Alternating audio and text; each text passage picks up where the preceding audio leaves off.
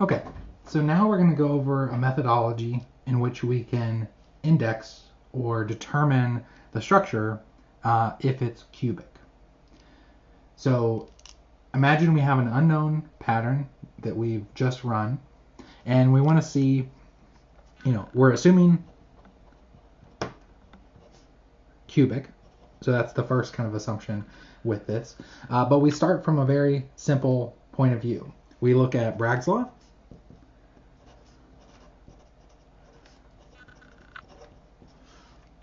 We got Bragg's law there. Again, we're going to assume n equal 1, so basically ignore n.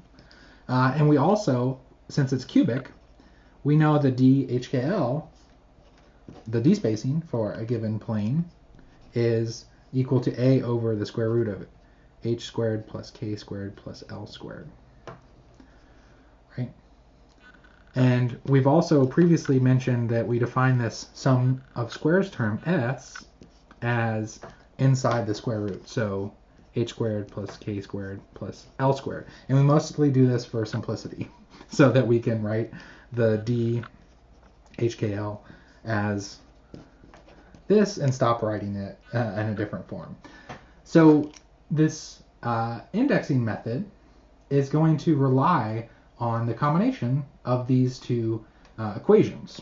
So we have, if we combine these two equations, we get lambda equals 2a over square root of s times sine theta.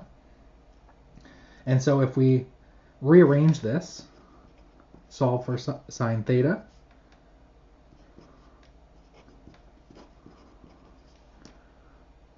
and then do another rearrangement here to solve for sine theta over square root of s, and then one more time I'm going to take the square root of both sides, so I get sine squared theta over s equals to lambda squared over 4a squared. So the main reason that we've done this, I didn't really explain it before, but the main reason that I'm doing this is that if we look at this equation, everything on this side is from the diffraction pattern. You get the theta value for a diffraction peak, from the pattern. The S value is HKL, so that's from each specific peak. And then the right side, this is all constants, right? So lambda, we're going to use the same wavelength for a given experiment. The lattice parameter, this is the lattice parameter for our structure, so this doesn't change, it's constant for the experiment. And so basically, this is a useful expression because it's got everything on the left, which is going to be experimentally determined, and then everything on the right is going to be a constant. So we're going to use the fact that this is a constant to try to find out what type of structure that we have, right? And so that's going to be what we ask next, is how do we determine these HKL values? So that's going to be the next part of what we look at. So if we want to try to determine what the HKL values are for a given peak, then we need to sort of go back to what we talked about recently. And so this has to do with the structure factor. So when we looked at the structure factor calculations, we saw that the presence of certain atoms, ions, caused peaks to become extinct and others to not be, right? So when the structure factor equals 0, we don't expect to see a peak. And that gives us, for a given type of structure, like simple or body-centered or face-centered cubic, a certain list of allowable HKL planes based on the structure factor calculations. And so if I sort of show you how that manifests itself, this is Appendix 9, quadratic forms of Miller indices. This is in the Cullity text. I've put this in the miscellaneous folder in our Canvas page, so you can find this. You have access to this. But the idea here is that we have cubic, and you can see the HKL, and we're listing them for simple, face-centered, body-centered, and also diamond. This is the, I know it's a little small, but it's the h squared plus k squared plus l squared. And so this lists all the possible values. And then for each of the types of structures, you see the HKL listed. So if it lists an HKL value, that means that it's an allowable peak for that system. So for simple, you basically see all of those listed except for things like 7, which are not allowed in any of those cases. So you see that simple basically has a lot, almost all of, or it has all the planes possible. However, if you go over to FCC, you see that there's a couple blank spots, and the first planes that we see here is the 111, which means for FCC, like we can show with the structure factor, we don't expect to see the 100, and we don't expect to see the 110. So what this is saying is that this is the lowest HKL value for FCC, 111. And then the next one, and then the next one, right? So it gives you the list of allowable planes. And so this is the sequence of allowable planes. And so if we suspect that is FCC structure, then we can start by assuming the first peak that we see, the lowest value, and therefore the highest D spacing, is going to be the 111. Then the next peak is the 200, and so forth. And so what we're going to do with this method, this indexing method, is we're going to make an assumption that it's one of these structures, and then we're going to plug in these HKL values into the equation we just came up with and see if that matches with the constants. So so we'll get to that point in a second, but just this is where you get those allowable HKL sequences for cubic systems. All right, so now let's take a look at the whole procedure here of how you would go about indexing for a cubic structure. So I'm going to go through the steps, and then in the next module, we'll show you an example of going through those steps to actually index an example pattern. So we start, we want to calculate the sine squared theta from the experimental data, right? So this is the, let me let it focus for a second, but the sine squared theta, this is for a given peak, right? So in our pattern, as you saw in the previous module, we had many peaks in our experimental data. And so we're going to calculate the sine squared theta for each of those peaks. So the easiest way to do this is to use fitting software, and in some type of spreadsheet like Excel or Google, we can calculate the sine squared theta for each of those peaks. And we have a list of those. So after you've done that, the second thing we're going to do is we're going to make an assumption.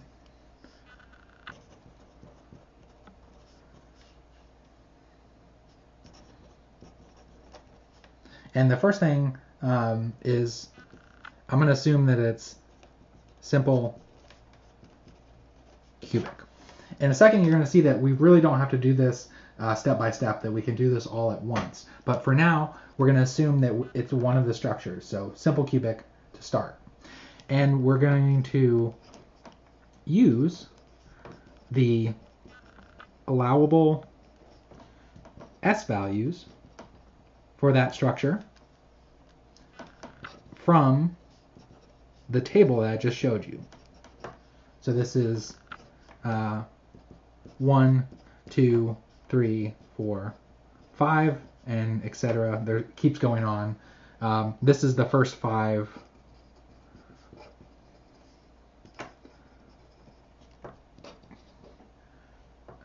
for simple cubic. So this is in Appendix 9 in Colity.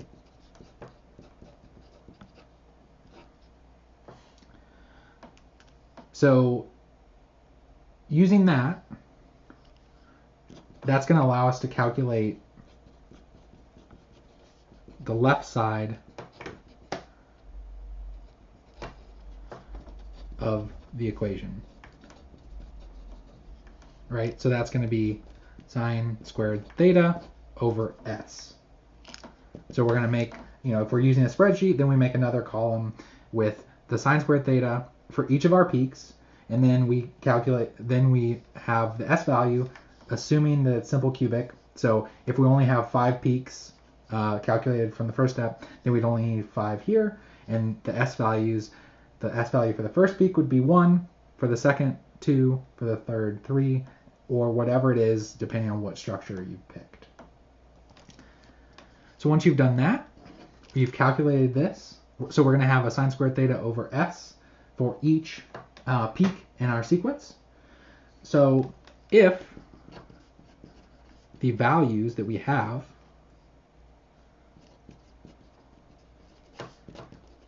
from each peak are equal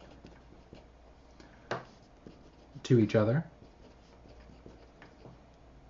so there's obviously some experimental error. Sorry, this is experimental data, so there's going to be experimental error. So there can be a little variation in these numbers, but if they are within reason, then that's going to be our classification.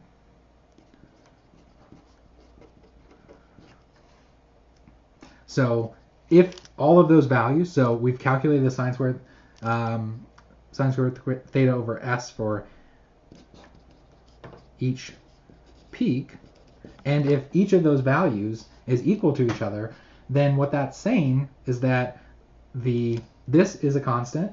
That means the right side of that equation, which is all constants, is a constant. So that would mean that our assumption is correct and that this is our structure. So then this, being simple cubic, is most likely our cubic structure.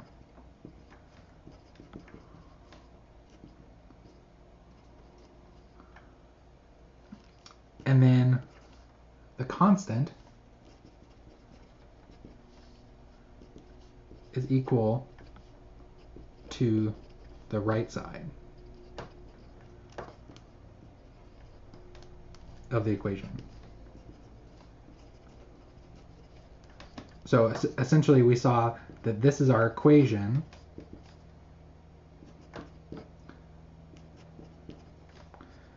so this has to be a constant. So if the sine squared theta s values are not all the same, then this isn't a constant and our assumption is incorrect. If the assumption is correct, these are all the same. That means this is the same, and from these values we can calculate our lattice parameter. Okay, so let's go on to the next step and finish that out. So for number 4, this is if we're incorrect. So if we guessed correctly, so in this case if it was simple cubic, then we don't have to go any further. However, if we're not, correct, then what we do is we continue to test the other cubic structures. So if it's not simple cubic, then we can go body-centered cubic, we can go face-centered cubic, or diamond cubic, right? So we can pick one of these and do this and basically repeat the sequence, and we can go find the allowable s values, sum of squares, plug those in, calculate the sine squared over s, and see if that is a constant. So that's what we keep doing. So basically we're kind of iterating the process at this point. So next, the last thing we can do is, the last few things we want to do is from the values. So once we've gotten an answer from our sine squared theta over s, we can calculate sorry about that, can calculate the lattice parameter, right? Because we know that this should equal this, so we can solve for A in this case. So we can look for the lattice parameter by rearranging. We can also index all of the peaks. So in our plot, so let's say we have intensity versus 2 theta, and our signal looks something like this. Well, if we've assumed, back up in this previous step, a certain sequence of S values, if you go back to that table on Appendix 9, that gives you what the HKL values are. So basically 1 is a 1, 0, 0 type plane. So if that's the case, then we know that our first peak in terms of 2 theta is 1, 0, 0. So we can go through and index all of our peaks with the corresponding HKL values. Right, so we can go through and find that out because our assumption is correct. And the last part that we're going to do with the example in the next module is if I tell you it's an element,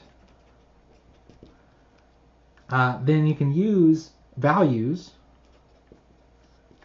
in another Colody table, which is also in the miscellaneous folder, to cross-reference lattice parameter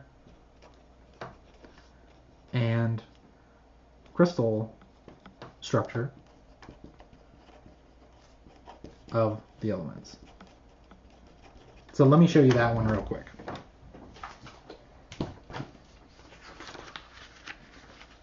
All right, so again, this is up in the miscellaneous folder, so you don't have to rely on a picture of this or anything. So this is Appendix 5, crystal structures of some of the elements, and you'll see it's listed alphabetically, but we have the chemical abbreviation, the element, the type of structure, the temperature, and then lattice parameters listed as well. So you can basically compare what you've gotten, if we know it's an element, to the values here, and see if the value matches with what we expect here.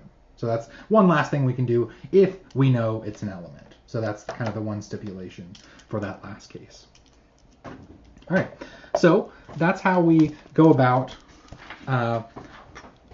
doing this type of indexing method. So I just wanted to write out the steps for you. In the next module, we're going to do an example of this so that maybe this clarifies the procedure that you've just seen.